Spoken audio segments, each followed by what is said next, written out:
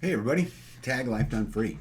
Hey, I know you guys have heard me say many times, as we've talked along, that I no longer believe in the political process. And, although I don't, endorse any kind of violence or anything like that, because that's absolutely silly. I think it's important to recognize that, our system is, very, very, very, very broke and it's been manipulated, for years and years. And today we got, what's left of some kind of, democracy or constitutional republic. So, if you're interested in why I believe the democracy no longer works and why I believe the system has evolved into a thing that there is no longer a political solution, come on, let's check it out.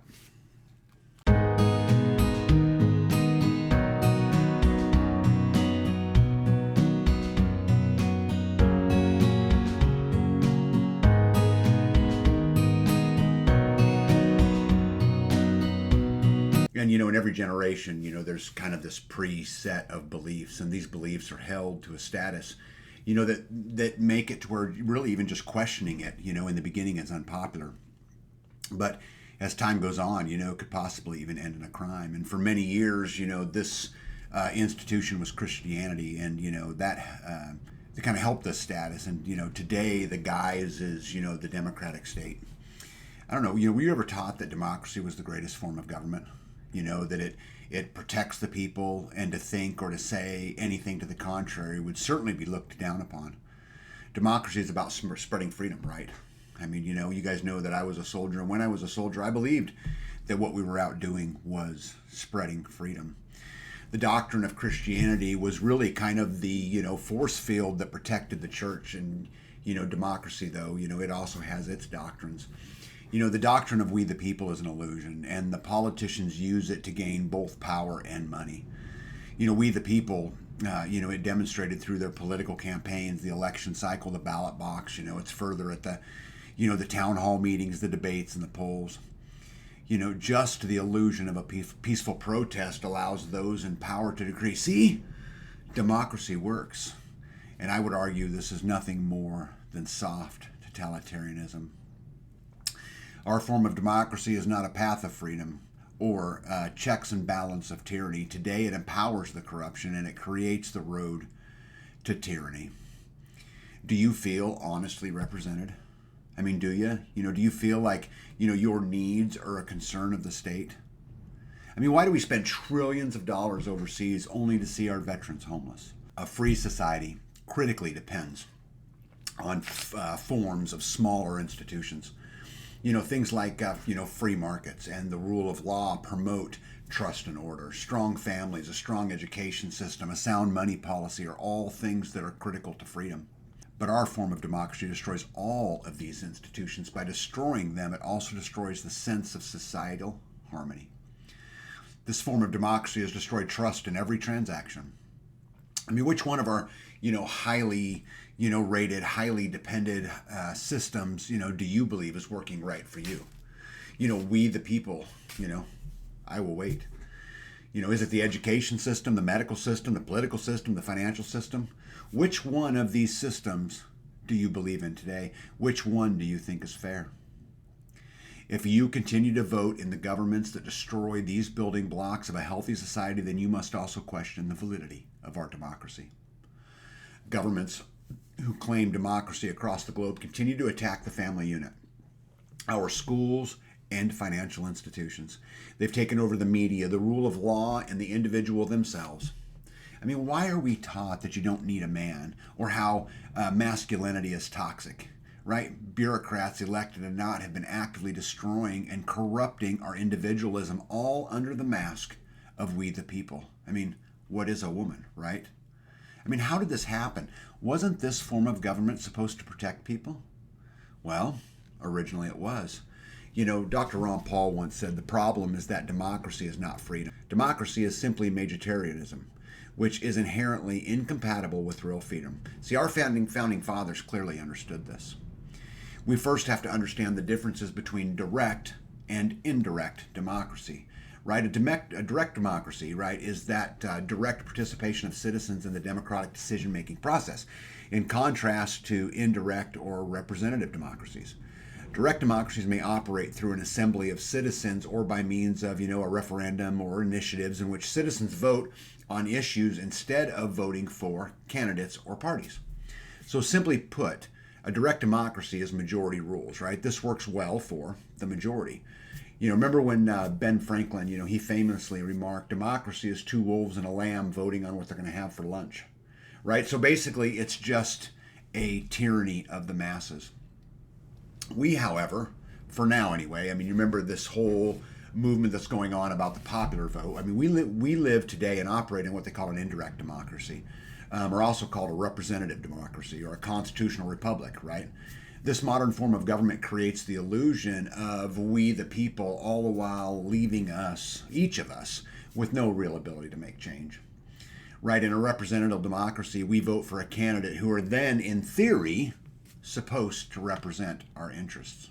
Representational democracy should work in theory, and it used to. However, today it has been manipulated and spun into a system that only serves the ruling class. Right? In all modern day democracies, all countries, small number of political candidates are pre-selected, right? And they're selected by the political parties themselves. They monopolize each country's political system. And from these candidates, we vote on the ones that we prefer, or in today, really in a lot of cases, the one we dislike the least. Does this sound familiar? I can't tell you how many of my friends have told me that they've got to vote for the less of two evils. This is just playing into the system. Why in the world did you vote for the last candidate? Pick a position. Is it because you actually liked their position? Maybe. Or did you just dislike the other guy? It's most people I talk to say that they're going to vote for Trump because they think Biden's an idiot. Or maybe they're voting for Biden because it's just not voting for Trump. Right? And once elected, they are no longer being forced to represent the interest of the people. They can and do serve their own interests. Carl Beckman said, "It is not the will of the people, but the will of the politicians, prompted by a group of professional lobbyists, interest groups, and activists that reigns in a democracy." The problem, however, is that most modern democracies and the systems that have been created over hundreds of years rarely produce honest and ethical bureaucrats. When's the last time you heard those words used together? Honest, ethical, and bureaucrat. Right? Every time you vote one, corrupt politician out of office, they're just replaced by another. The corrupt politician who simply offers you a different special interest group, and because, it's not the last guy, you check the box.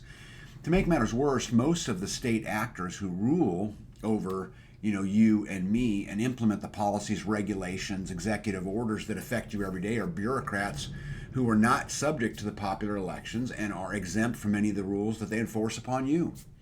Right? Obamacare, vaccine mandates, insider trading, the Freedoms of Information Act, FISA, the new FISA bill where they can legally spy on you, right, without a warrant. Perhaps the most serious issue of modern democracy, right, is that democratic process is incapable of preventing the worst from rising to the top. Right? When they graduated, where they were born, right, what they said or didn't say are being changed daily to further their own interest. We can prove the lies exist, but nobody seems to care. How in the world does this happen? Why don't more honest people occupy the seats in the House or the Senate?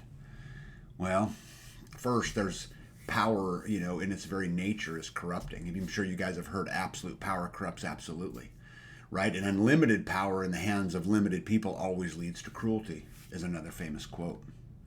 However, democratic may be their feelings. However democratic their feelings may be and their intentions, once these guys or girls achieve the elevation of office, they can only view society as the same way a schoolmaster views his pupils. And between pupils and masters, equality cannot exist. On one side, there's this feeling, of superiority that is inevitably provoked by a position of superiority. And then on the other hand, there's the sense of inferiority, which follows from the superiority of the teacher. Right? Whoever talks of political power talks of domination. But where domination exists, there is inevitably a somewhat large section, and I would say the largest part of section of society, that is dominated, and this is the eternal history of political power. The most ruthless, power-hungry of our society are attracted to state power because power attracts the pathological personalities. It may not be that power ultimately corrupts, right? But it certainly is that it's magnetic to the corruptible. The worst rise to the top because of narcissistic and sociopathic character traits. These improve their chances of winning in a political election. A representative democracy, in its modern form, ensures that only dangerous men and women will rise to the top of the political state. And once in power, these narcissists are shielded from the wrath of the people due to the illusion that is created by the doctrine of democracy. Right, like me, I'm sure most of you believe that democracy is we the people, right? That people rule, and that the rulers are to blame. Well, wait a second. If it's we the people, and we're the rulers, that makes us to blame? Are we to blame for the corrupt ineptitude and immoral forms of our government? See, this belief overlooks the fact that most of us have really no impact on the actions of politicians. And it diverts the responsibility away from the politicians and bureaucrats who are in charge, right? The policies that are destroying our society. So let me say this another way. When we believe that we the people rule, our resistance towards the growth of the state is weakened. Okay? Under our modern versions of a representative democracy, the difference between the governor and the governed becomes blurred. Right? Their illusion is not complete until the distinction between the two no longer exists. Right? They want us to blame ourselves, right? That's part of the illusion. And in turn, then public resistance against government power is systematically eroded. This weakened resistance to the growth of the state has created the perfect grounds for the emergence of totalitarian rule and tyranny. And you might be thinking to yourself that modern, Western countries like the United States can't at all be anything like Nazi Germany or, communist China. These regimes centralized power and controlled the lives of the people to a degree that we had never really seen before, right? The centralization of the government power in the United States may differ to a degree, but I would argue that we are experiencing a softer form of the totalitarian state, right? I mean, we need a permit for almost everything we do. Almost every aspect of our life requires some form of governmental approval. And this control rarely forces action, right? But it really has the counter effect, and it encourages inaction.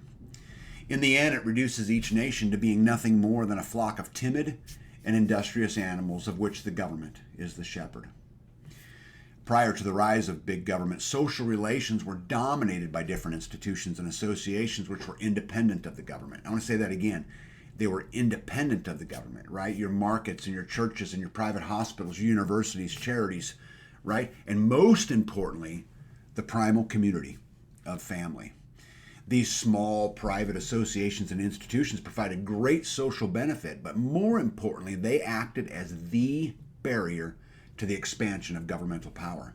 The destruction and replacement of these forms of community with relationships between the individual and the state was a crucial step in the rise of governments who hide their totalitarian nature behind the veil of the democratic doctrine, and all the while furthering the separation in our families and our communities.